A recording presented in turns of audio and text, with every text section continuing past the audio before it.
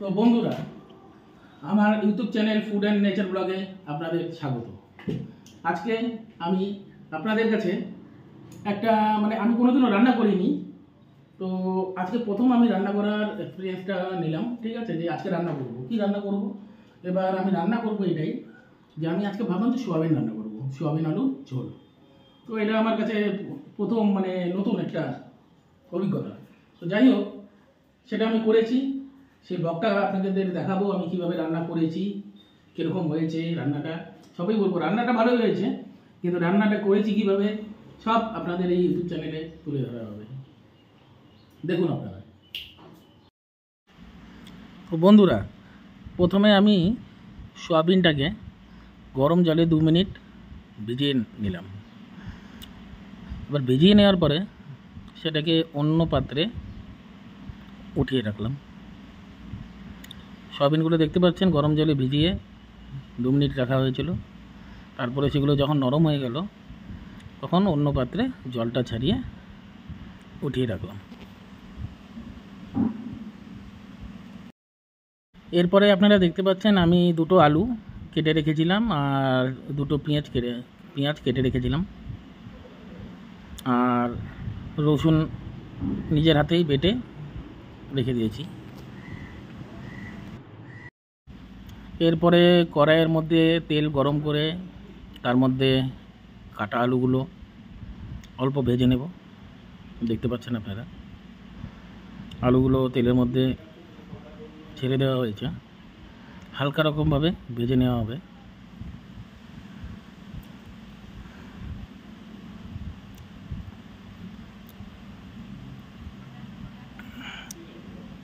হালকা করে ভাজতে লাগবে। দেখুন মোটামুটি হালকাভাবে ভেজে নেওয়া হয়েছে। এর মধ্যে একটু দিয়ে দাও, পরিমাণ মতো একটু লবণ দিয়ে দিলাম, আর 1 চামচ হলুদ দিয়ে দিচ্ছি। 1 চামচ বলতে পরিমাণ মতো হলুদ দিয়ে দিচ্ছি, দেখতেই পাচ্ছেন।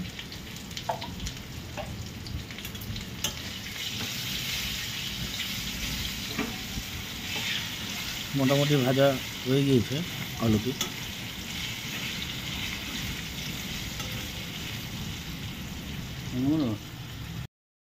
এরপরে এই ভাজা আলুটির মধ্যে আমি সয়াবিন যেইগুলো ভিজিয়ে রেখেছিলাম সেগুলো আলুর সাথে দিয়ে দিলাম। সয়াবিনগুলো, যেটুকু সয়াবিন আমি ভিজিয়ে রেখেছিলাম সেগুলো পুরোটাই আলুর সাথে দিয়ে দিলাম।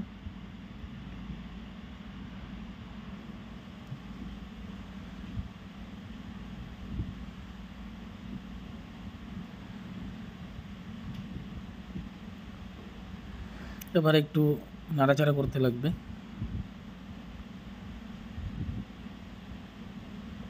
একটু লেগে গিয়েছে, ওটা কোনো ব্যাপার না, জল দিলে ঠিক হয়ে যাবে। দেখুন একটা কালার, হলুদ হলুদ কালার চলে এসেছে। সয়াবিনটা হালকার মতো ভেজে নেওয়া হলো আলুর সাথে। এতে কী হবে, যে সয়াবিনের যে একটা গন্ধ থাকে সেটা আলুর সাথে মিশে গিয়ে গন্ধটা থাকবে না। এরপরে এই আলু আর সয়াবিনটাকে আমি অন্য পাত্রে ঢেলে নিচ্ছি।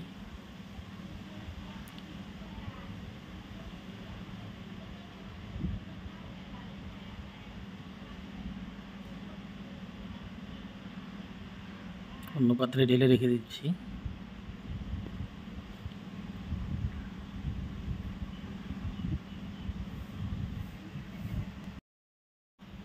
এবার কড়াইয়ের মধ্যে আবার পরিমাণ মতো তেল ঢালা হলো।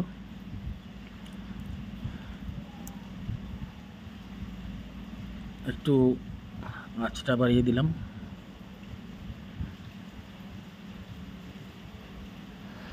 বাড়িয়ে দিয়ে জ্বালিয়ে দিলাম গ্যাসটি।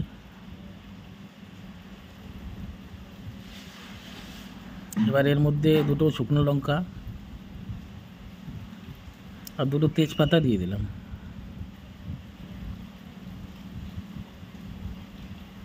একটু ভালোভাবে এটাকে তেলের মধ্যে নাড়াচাড়া করতে লাগবে।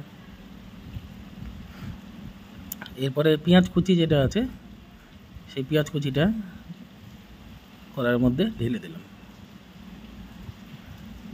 এবার একটু ভালো করে এটা মাখিয়ে নিয়ে নাড়াচাড়া করে দিতে লাগবে।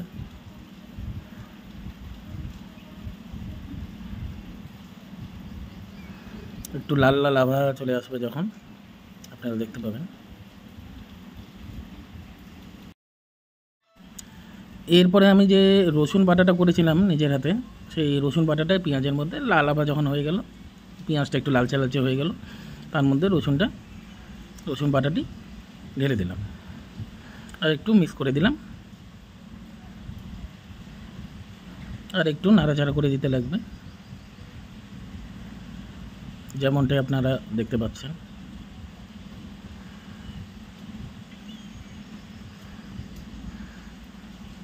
দেখুন পেঁয়াজগুলোর একটু লালচে লালচে কালার চলে এসেছে।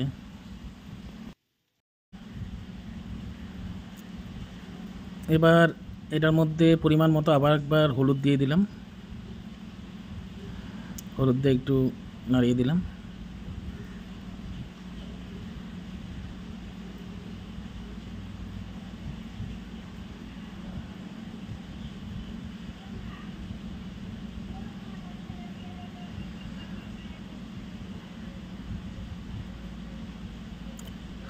একটু উষ্ণতাটা কমিয়ে দেওয়া হয়েছে গ্যাসের।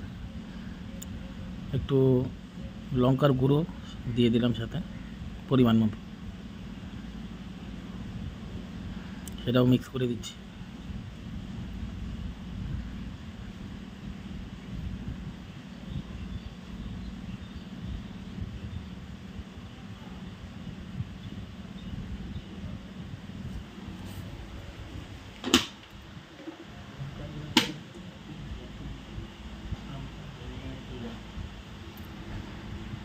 এবার একটু জিরার গুঁড়া আমি দিয়ে দিলাম পরিমাণ মতো, আর সাথে একটু ধনিয়া পরিমাণ মতো এখানটা দিয়ে দিলাম, যেটা আপনারা দেখতে পাচ্ছেন। এবার ভালো করে মিশিয়ে দিলাম। এবার একটু জল দিয়ে দিলাম পরিমাণ মতো, অল্প করে জল দিয়ে দিলাম এটার মধ্যে।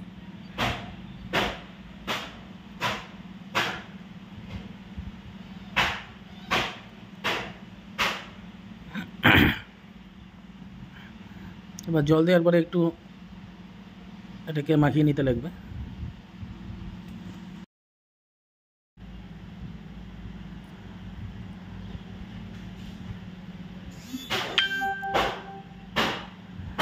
এরপরে আবার পরিমাণ মতো লবণ দিয়ে দিতে লাগবে, যেটা আমি লবণ দিয়ে দিলাম পরিমাণ মতো।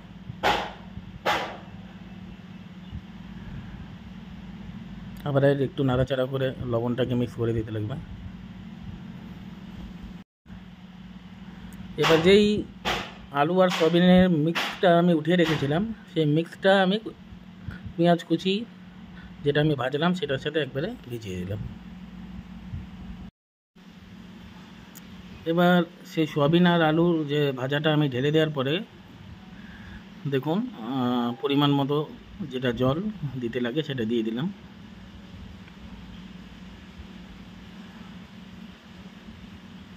দেখতেই পাচ্ছেন আপনারা কি সুন্দর কালার চলে এসেছে।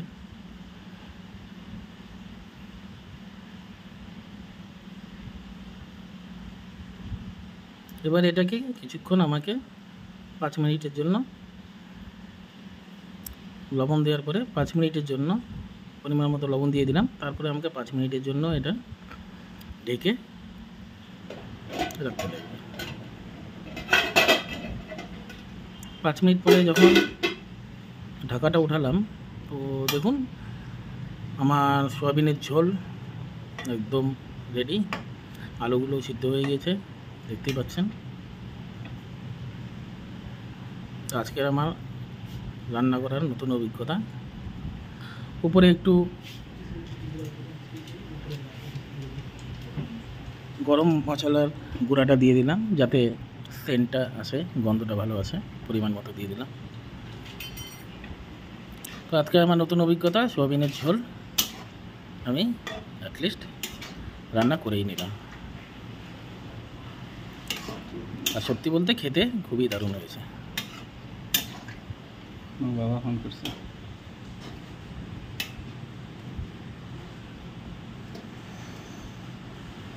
এই তাহলে আমার আজকে নতুন অভিজ্ঞতা